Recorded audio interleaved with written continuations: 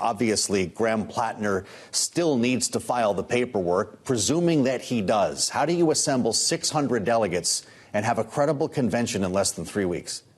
Is really tough. I don't envy the challenge that's ahead of the Maine Democratic Party or national Democrats who have to quietly try to maneuver to get this right. You know, it's a misnomer that the Chinese use the same word for crisis and opportunity. It's not really true, but it does sort of apply here. The fact of the matter is that Graham Platner was quietly one of the most underperforming candidates that Democrats have put forward in any competitive terrain in this cycle. And in the last few weeks, in polling averages, his advantage has slipped by about 4 or 5 points to the point where the Maine Senate race was essentially tied even before this latest round of allegations. So Democrats are quietly, maybe not so quietly, breathing a major sigh of relief that they get to etch-a-sketch this race and start fresh. Now, that's not going to be easy to do because national Democrats desperately want to get this right, but they know they can't be seen putting a thumb on the scale here. That's like the kiss of death in Democratic Party politics these days.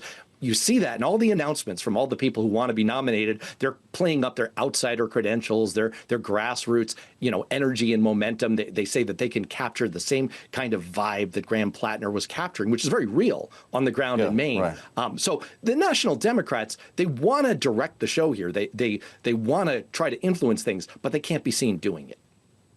Well, we've got an Axios report out, Matt, this evening. Platner says he's not going to file his withdrawal papers until Monday. That's the deadline for him to get out of the race and allow for another candidate.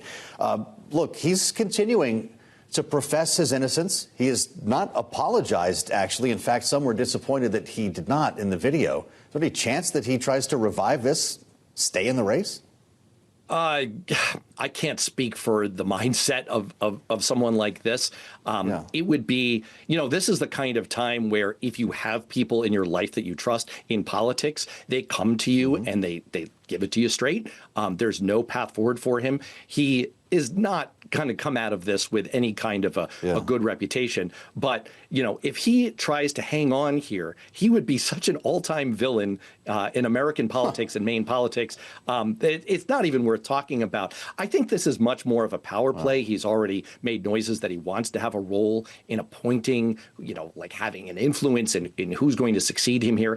That's why the early money in prediction markets is on a figure like Troy Jackson, the former Maine State Senate president, who is a strong Bernie Sanders supporter, has a somewhat similar echo of political profile as Graham Platner, was an ally of Platner's. Now, of course, from Democrats' standpoint, there's a little bit of a double-edged sword there because what Republicans are definitely going to do is tar whoever the nominee is with association with Platner. So that's a little bit of a vulnerability, but that's why you see a 50% likelihood in prediction markets right now that Troy Jackson is going to emerge. Another possibility is someone like the Maine Secretary of State, Shenna Bellows, who also has very solid progressive credentials and might satisfy Platner and ease his way out of the race.